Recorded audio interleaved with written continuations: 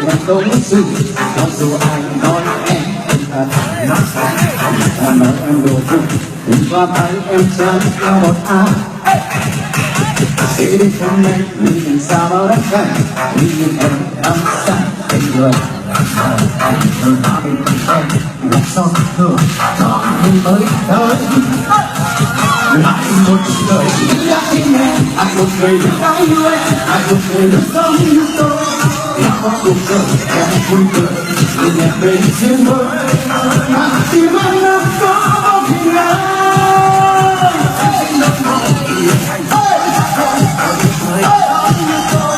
xa bao bệnh tình cảm quay mình ai đã sắp xếp làm tim huy cũng phơi vào người khác tôi đã buồn.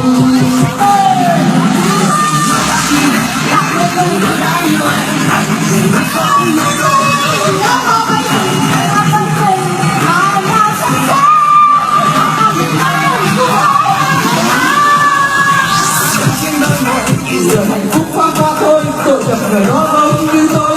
Xa vào với tình, càng thời tình không còn lại là sắp xếp. Làm tim ơi, cùng với bao người đã phải đau buồn.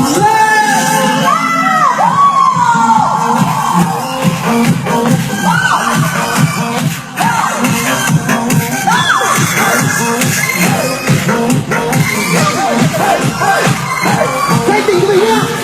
Tôi lớn từ bên nhà đi này. Em ơi.